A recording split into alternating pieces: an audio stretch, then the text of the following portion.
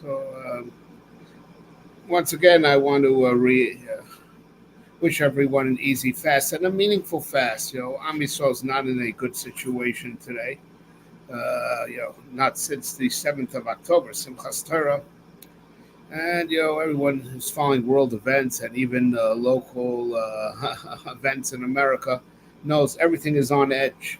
Everything is on edge, and Shivas Tamuz marks the entering the Ben Tzorim. These are the 3 weeks a year that if time runs parallel to space, you understand this very well. If time runs parallel to space, which they talk about that stuff in modern physics, space time. It's all space time, right? But already way before modern physics, since the time of Avraham Avinu, Sefer Yetzirah talks about Olam Shana Nefesh. Three things run parallel. Three things run parallel. There's a place in the world. There's the time. And then there's the person in the people. What is it in the people? What is it in either in the individual or in Am Yisrael? These three things run parallel. Olam Shana Nefesh Ashan. And today is the 25th Yahrtzeit of my Rebbe, Rav Yaakov Weinberg, Yahrtzeit V'Kodesh L'Vracha, and he used to illustrate this with a simple mashal, even though this mashal is not from Sefer Yetzirah per se, but it just brings out the concept so simply. Everybody say, you used to tell us, you want to know what it means, Olam Shana Nefesh, it's got to be a line. Place, time, and person. Kodesh HaKadoshim, Yom Kippur, Kohen Gadol. Kodesh HaKadoshim Olam, Yom Kippur, Shana, Kohen Gadol, Nefesh. You need those three aligned, otherwise it doesn't work. You can only go into the Kodesh HaKadoshim on Yom Kippur, and you can only go in if you're a Kohen Gadol. Not anyone else can go in, even if it's Yom Kippur. And you can't go. The Kohen Gadol can't go into Yom Kippur into the Kodesh HaKadoshim and say any other day other than Yom Kippur, right? And on Yom Kippur, that's the day when you have the mitzvah going to the Kodesh HaKadoshim with the Kohen Gadol, not on any other day. So it's like three, and you need all three lined up, to have this perfect tikkun. Right? And with this, you could understand it. And even though that mashal that Rosh Yeshiva used to give is not anywhere in the Sefer Yetzirah, but it was just such a beautiful mashal to bring it out. Which also means that what Yom Kippur is in time is what the Kodesh HaKadoshim is in space. And if there's someone that represents Kodesh HaKadoshim, Evan SHESIYA, which is one of the Kodesh HaKadoshim, right? It's the Kohen Gadol. Okay, so now with that in mind, so now let's ask ourselves what Bein HaMitzarim is, right? It's a 3-week period, and it's called Between the Straits. So we're talking as if it's like you're caught between two bears. We're talking about as if it's place, right? Bein HaMitzarim.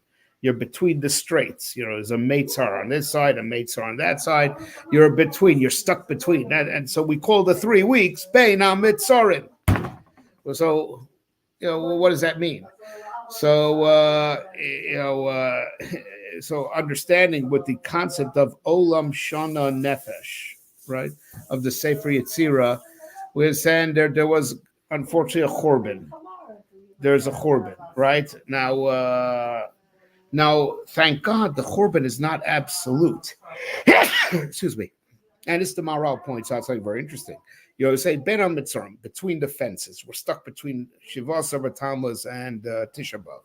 We're stuck. That you relate to it as a place. That means that you're trapped between those fences, right? That means if you could get past those fences, you're free, right? And everything could be all good, right? That's an amazing message.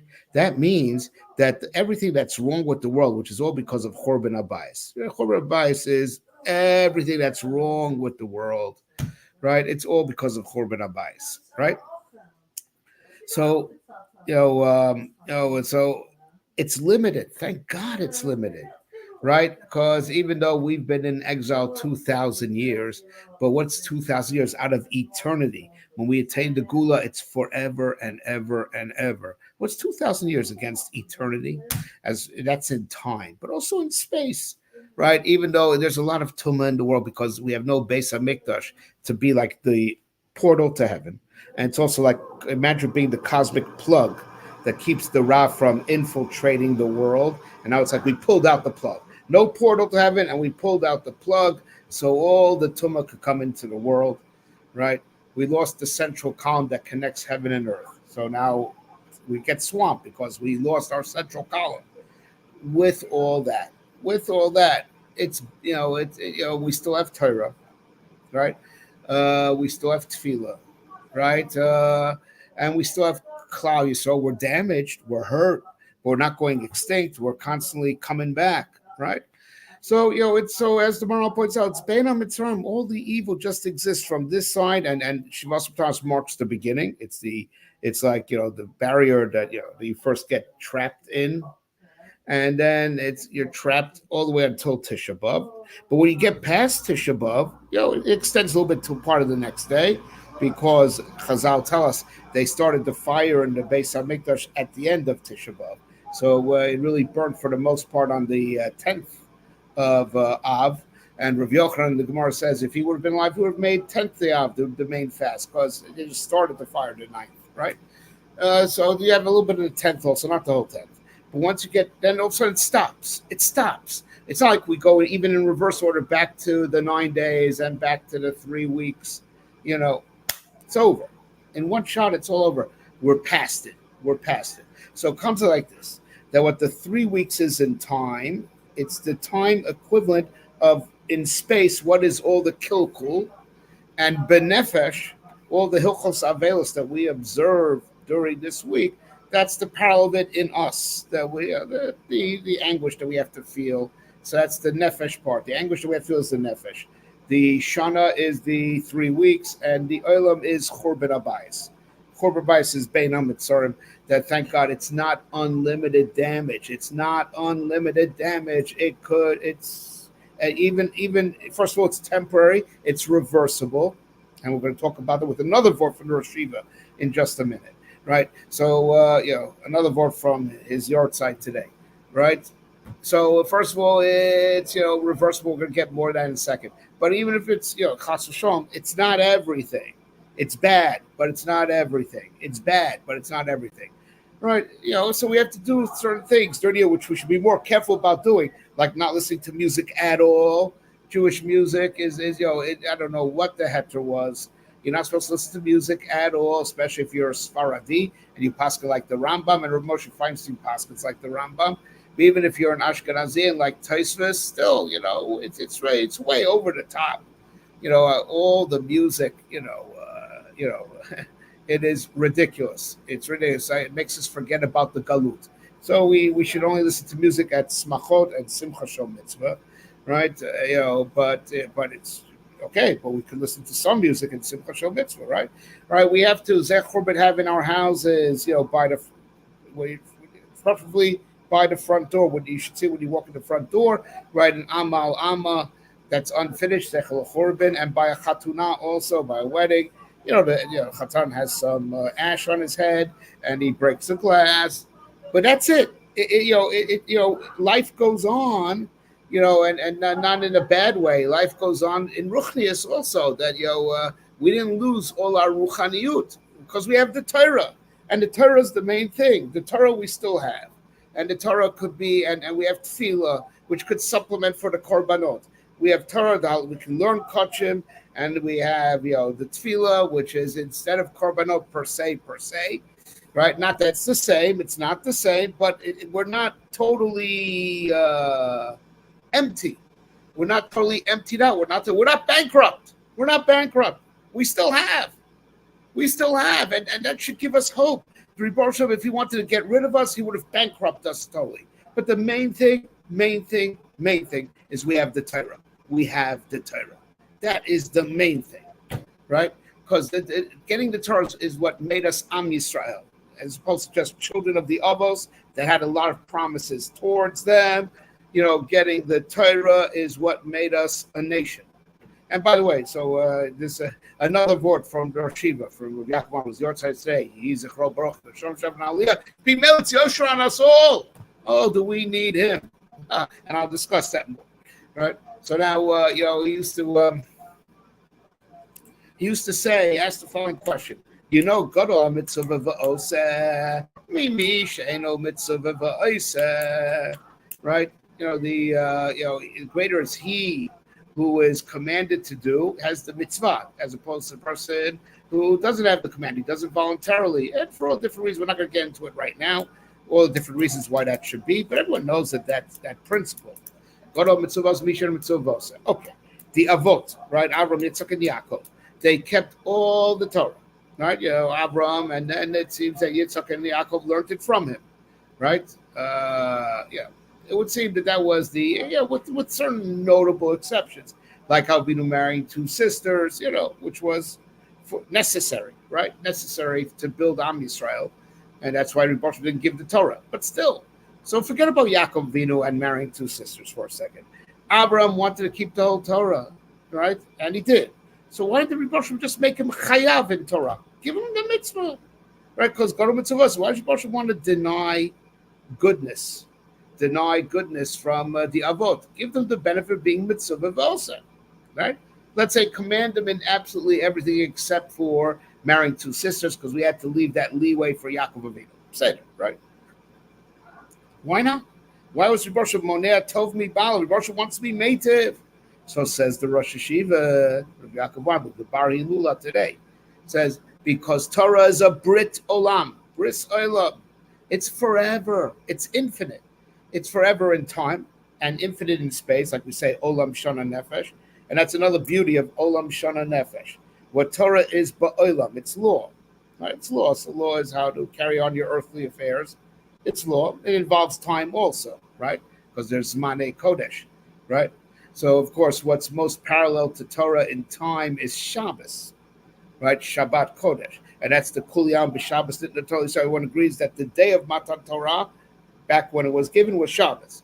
But Torah is, as it were, relatively speaking, olam, and it's le'olam, pun intended, le'olam. It's forever. It's all the time, everywhere, all the time, everywhere. So it's le'netzach. It's le'olam. It's olam. It's the world order that we should live by. So it's olam, and it's le'olam, and it's forever. And since it's Kodesh, it was given on Shabbat Kodesh, right? So Torah is the thing, the olam. And it includes within it that it is Olam, and it was given on Shabbos, which is Kodesh, and it's Me'ein Olam Haba. Shabbos also is in Olam Haba. It was given on Shavuos, but it's given on Shabbos, right?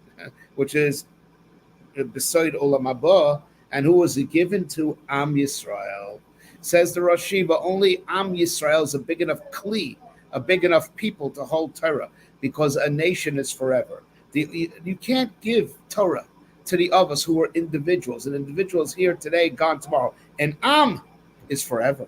And Am is forever, because once you become that corporate entity called a nation, it includes all the generations that ever were and all the generations that ever will be.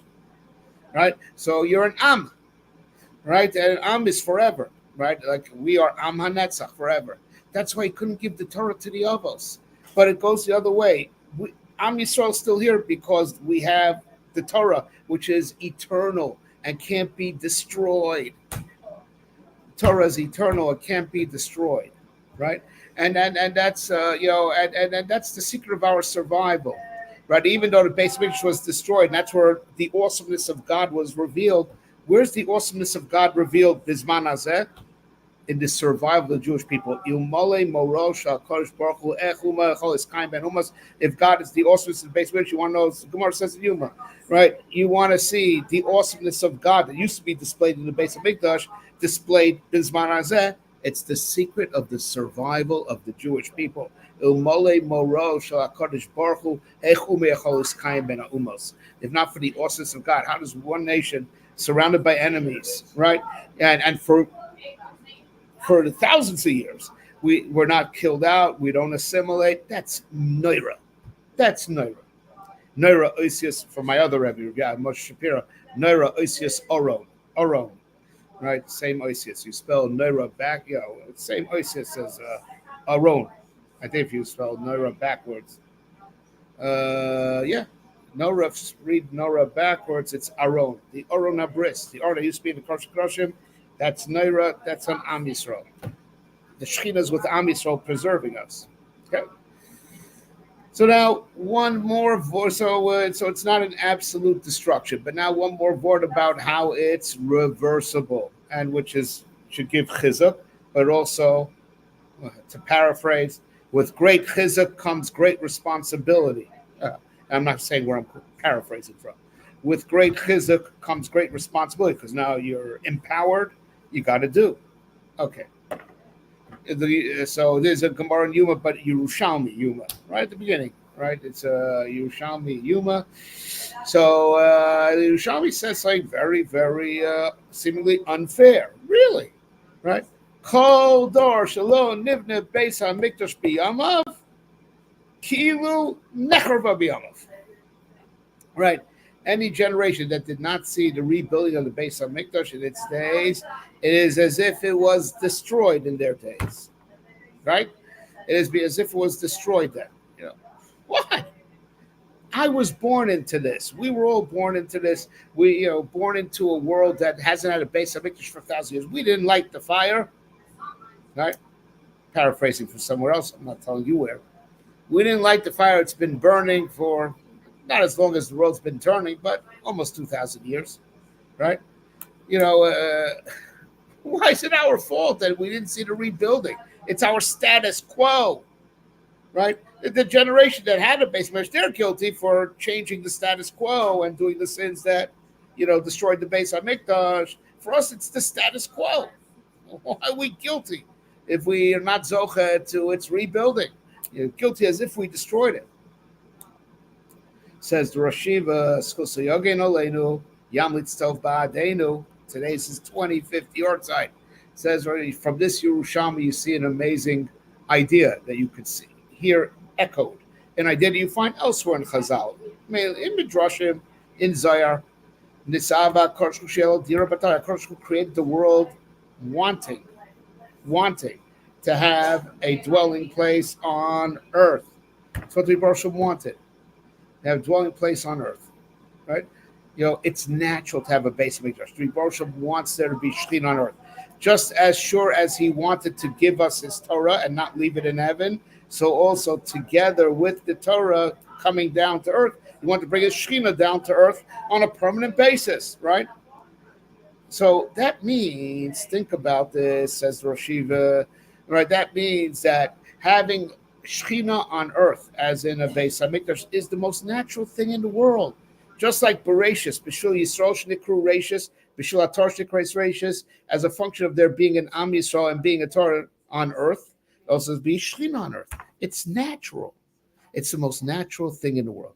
So when something goes unnatural, it eventually bounces back to where it should be naturally. You're sick, you get healed. So medicine helps it go quicker. Right, but even without medicine, let your body heal. Why does the body heal? Why does it go bad? Because it goes back to its natural state. God forbid, you have a storm, you have an earthquake. Okay, terrible, but it goes back to its natural state. It ends at one point. Everything snaps back to normal. Everything snaps back to its natural state. It only goes out of bounds temporarily. Right, it's always that way. Also, the market, when a market goes crazy in either direction, it eventually corrects itself. Right, everything goes back to its natural state. So the world should have a Beis HaMikdash naturally. So the world should be going back to its natural state of having a Beis HaMikdash on earth. Why not? Must be because we are still doing sins that are worthy of destroying the Beis HaMikdash and thus keeping the Beis HaMikdash from coming back. Because if we would be good, the Beis would have come back already. It's natural. The Bria, the creation, the cosmos just snap back with having Shekhinah on earth, right? Just like mankind should just snap back and have been Nevi'im again, which is also a type of Hashras Shekhinah on the individual. We're just doing a lot of sins that are barring, just like we're barring the return of Nevuah. We are barring the return of the Shechina to Tzion. And that means we're exerting enough force to destroy the Beis HaMikdash, because the Beis should be coming back naturally. So we must be exerting enough force to destroy it by barring it from coming back. It's very scary. So it's encouraging that we know that Golus is temporary. That's the big yesod of the Maharal in the whole Sefer Netzach Yisrael, the eternality of Israel. Right, his major message is right that Golus is temporary, can't last. It's not natural. It's not normal. But that's very incriminating on us. That means it should be just let's just be normal, and then be a Beis HaMikdash again. We're not. We are sick, sick, right? And that even though everyone knows I had a very close call, and then I just this past Shabbos I made a Suda Soida in Beis Knesses, where I daven in Beis Berish, Kilos Beis Berish. I made a big Suda Soida. I got to pay for it now. Anyway, I just got to speak to the owner of the shul. Anyways, and I was healed by the most modern medicines, most modern technology, Nisim flows, and I actually spoke about this in probably in the last video I produced before this one from about a month or two ago.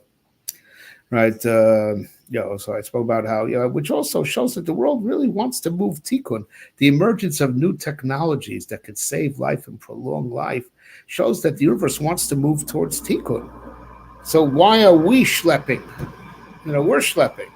The world's making progress. Technology is making progress. Just we're not making progress, right? So, so this is the point that I'm making. Right, that the world wants tikkun, the world wants to be fixed. Problem is that we are so sick in the head, right? Literally sick in the head.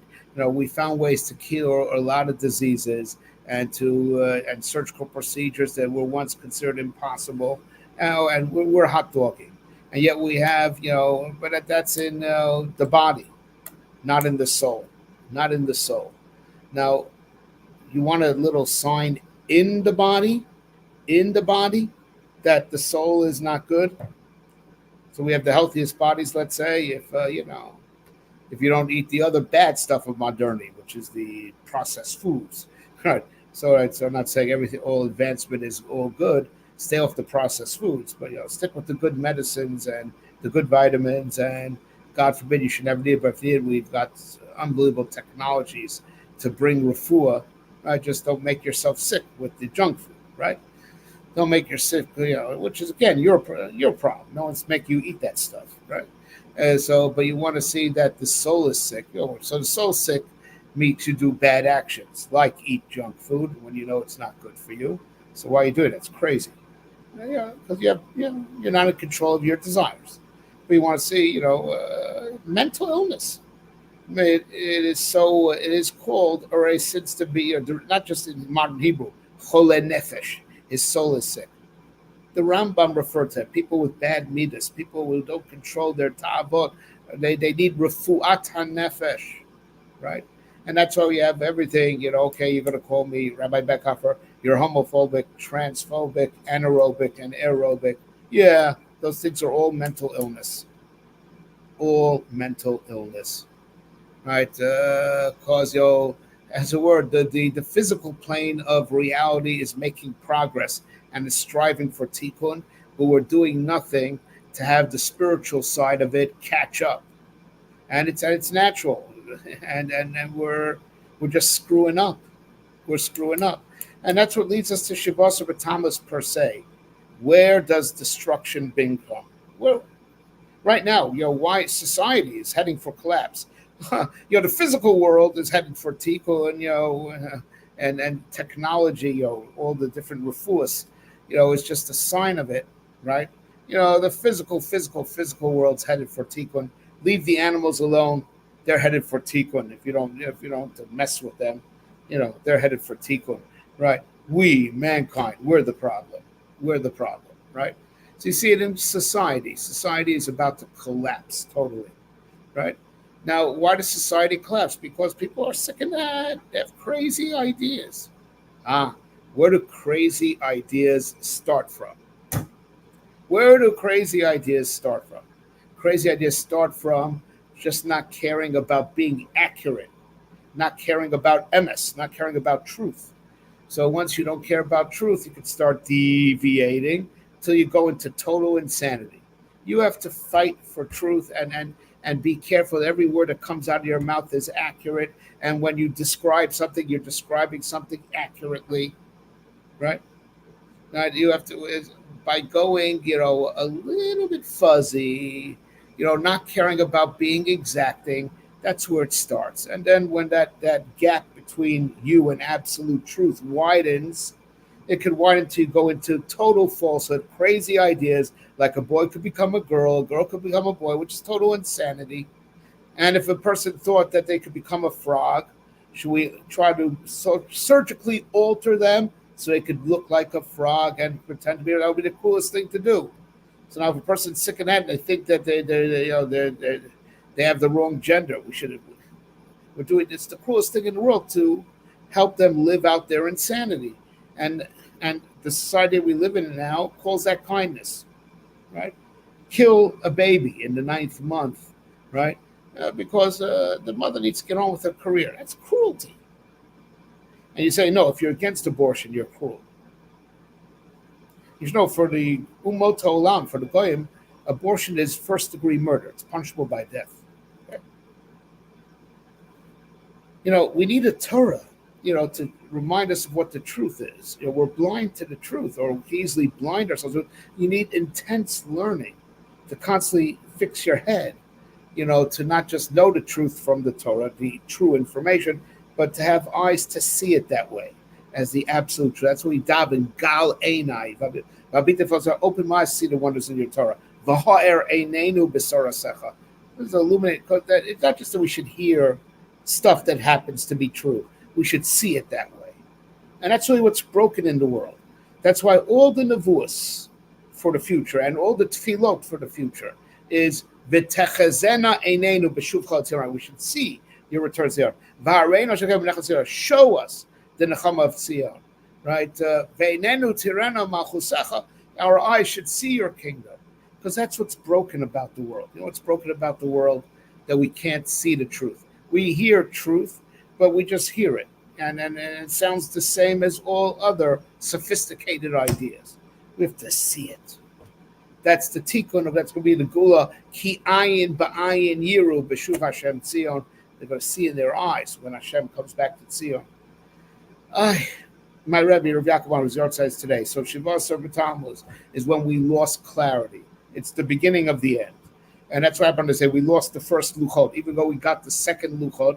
Second luchot never gave us that clarity of ro'im esakolos. We didn't just hear Torah.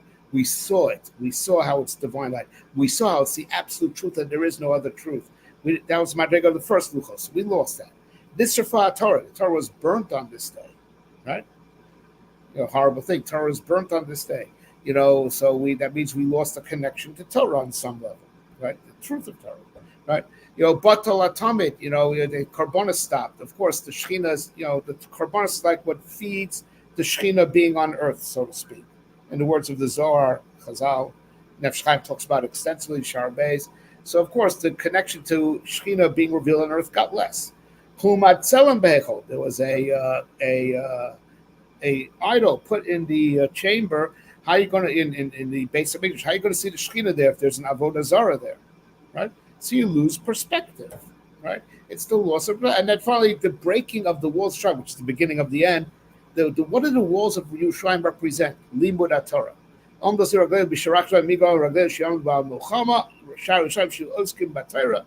Right, Gemara Makos, Shar Yerushalayim always represent the learning of Torah. That's what gives Am Yisrael their real strength, and that's our military strength, because all our military victories are all miracles.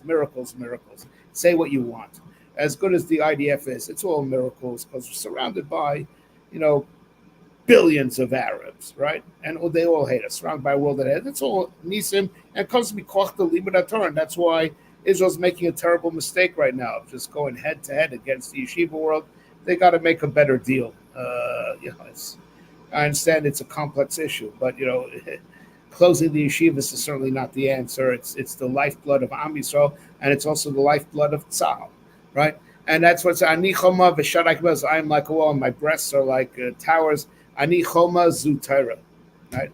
I am a wall, that's Torah. V'Shadai Kamigdalos, that's under the Rabbana teaches Torah. So Shar Shem represent the Torah, and that wall got breached. It's a breach. We're a little bit disconnected. We don't see the Torah's absolute truth, right? So now on my website, and also yesterday I recorded with my good friend Rav Avremo Kivalem. So I'll post beside stories of my Rebbe Rav Yaakov Weinberg. Rav Yaakov Weinberg was all about MS. The learning was always about what is Rashi really saying, what is the Rambam really saying. Listen to the words carefully. Don't shtup in what you want to believe. Read it very carefully. Think it through. Are you sure you're right? Right. That was his derech. And he was always teaching us not just that we should hear his shir and hear how he found the truth. He was trying to educate us how we can see the truth.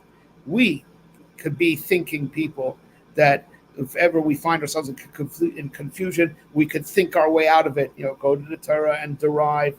And right now, the world is in terrible confusion. All right, I know I've tried this for maybe 20 years now, since 5 years after his patira, I think every year I announce I'm starting yeshiva to give over his derech. I'm announcing it again. I say Rabbi Beck offered YSHIVAS SHESIYA, which is all about Rav Yaakov Weinberg's derech halimud of being omed ala MS and working hard to figure out MS and building the mental muscle, staying away from the cheat books and building the mental muscles, to discover MS, strive for MS, right? When is the yeshiva opening? As soon as I have 10 talmidim, the yeshiva opens, right? That's it. I just 10 talmidim could be of it goes by maturity and academic ability. Not doesn't go by age, but it goes by maturity, academic ability. It could be married, could be unmarried. But married people will not get a kol stipend. I have no money for that. But you'll learn Torah Emes, the Torah of truth, the Torah of Yaakov Weinberg, and the Pnimis Torah of Moshe Shapiro. This is what the Zohar says. Moshe Yaakov Milabar, Moshe Milgav. Yaakov's on the outside, giving you the approach to how to learn, and then Moshe's on the inside. Moshe Shapiro, and how he explained the SHESIYA of the Ari HaKadosh, and we'll have more on that in a very special event we hope to do on the Yahrtzeit Yahrtzeit on August 8th in the evening, in Deal, New Jersey. Stay tuned, right? We have 10 Talmidim, 5 Chavrusas, so find yourself a Chavrusa and come ready to learn Torah and Rav Yaakov Weinberg's derech. That's when yeshiva opens, right? No one's getting paid to come, right? Is there going to be a dining room, a cafeteria? Is there going to be a dorm? If the Bachrim that need it can pay for it, yes. And if not, not. So we learn Torah without it. I'm asking you to join me. But while we still have time left before the whole world goes kaboom, right? Join me. It's on this day where we begin to lose perspective. And that's why on this day, I would add to the tragedies of this day that Rav Yaakov Weinberg was nifter, right? And we lost his, anchor to truth, because he didn't just teach us the truth. He taught us how to see the truth, that we should be truth seekers, and we should have the kalim to derive the emes in every situation that we fall into. So I would add his patira to the tragedies of Shivas or Tamuz as a countermeasure, and to give nachas ruach to his neshama. They should be melech yosha for us, right? And he should be mashpia his Torah on us, automatically, because if we do for him, the neshama after it leaves this earth doesn't have free will, but it reacts to stimulus. So relax to the stimulus, it reacts. Not b'chira, but it reacts. It's melech yosha and it's mashpia. So let's say on this day, on his Yahrtzeit, that we're opening a yeshiva to perpetuate his derech, YSHIVAS SHESIYA. You'll find me. My website. My email address. My WhatsApp. You'll find me. If you want to find truth, you'll find me. Grab yourself a chavrusa, join my yeshiva, and we will make Am Yisrael great again. Okay, everyone should have an easy and meaningful fast.